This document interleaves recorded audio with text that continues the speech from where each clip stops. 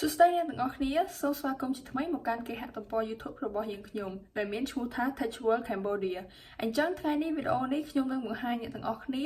អំពីការបើកប្រអប់នៃកាសអត់ខ្សែ AirPod ចំនួនទី2របស់ក្រុមហ៊ុន Apple អញ្ចឹងដើម្បីកុំឲ្យអ្នកទាំងអស់គ្នារងចាំយូរពួកយើងនឹងចាប់ផ្ដើមឥឡូវនេះអញ្ចឹងដូចដែលអ្នកទាំងអស់គ្នាបានដឹងហើយ AirPod ចំនួនទី2របស់ក្រុមហ៊ុន Apple នេះទើបតែបញ្ចេញលក់នៅក្នុងខែមីនាឆ្នាំ2019នេះតែប៉ុណ្ណោះ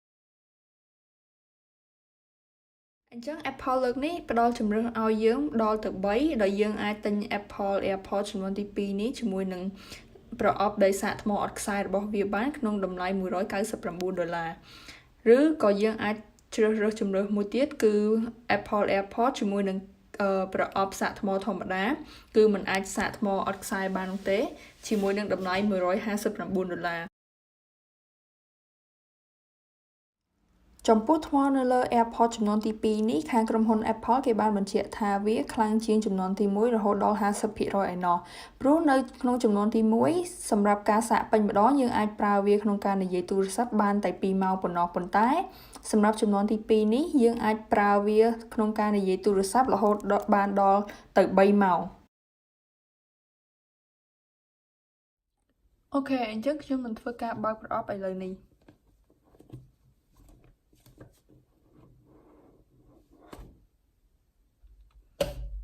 Design by Apple in California អញ្ចឹងនេះគឺជាក្រដាសដែលប្រាប់យើងអំពីការភ្ជាប់ទៅកាន់ទូរស័ព្ទ iPhone ហើយនឹងការភ្ជាប់ទៅកាន់ទូរស័ព្ទផ្សេងៗក្រៅពី iPhone ផងដែរ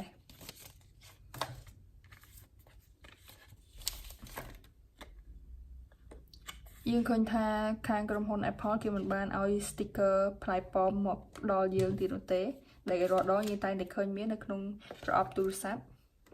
ហើយនេះគឺជា AirPod ចំនួនទី2របស់យើងដែលយើងកំពុងតែរងចាំយូរទៅហើយនោះ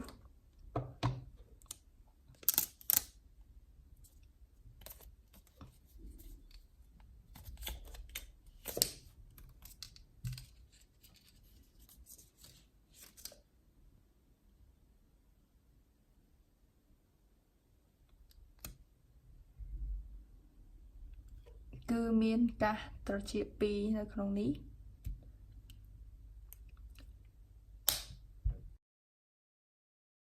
នេះគឺជាពន្លឺដែលប្រាប់យើងអំពីថ្មដែលវាកំពុងសាកឬចិត្តអស់ថ្មឬក៏ពេញវាពិតជាមានរាងស្អាតមែនតើហើយវាភ្ជាប់មកជាមួយនឹងការសាកថ្មដែលប្រើខ្សែ Lightning របស់ក្រុមហ៊ុន Apple អូខេអញ្ចឹងនឹងមើលថាតើមានអ្វីផ្សេងទៀតក្រៅពីកាសនេះហើយខាង Apple មានឲ្យខ្សែសាកឬក៏អ្វីផ្សេងមកឬទេអូខេអញ្ចឹងខាងក្រុមហ៊ុន Apple គឺគេបានផ្ដល់ខ្សែសាកឲ្យយើងមកជាមួយនឹងកាសផងដែរ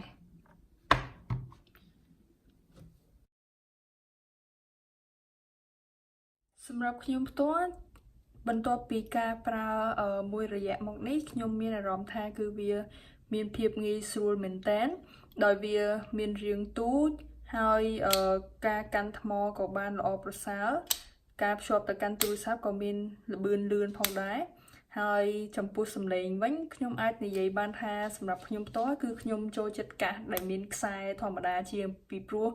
សម្រាប់បទចម្រៀងខ្លះគឺខ្ញុំមានអារម្មណ៍ថានៅពេលដែលខ្ញុំស្ដាប់នៅជាមួយនឹងកាសមានខ្សែគឺវាពិរោះជាងអញ្ចឹងអរគុណអ្នកទាំងអស់គ្នាមែនទែនសម្រាប់ការតាមដានវីដេអូថ្ងៃនេះអញ្ចឹងចំពោះសំណួរដែលសួរថាតើអ្នកទាំងអស់គ្នាគួរទិញវាដែរឬទេ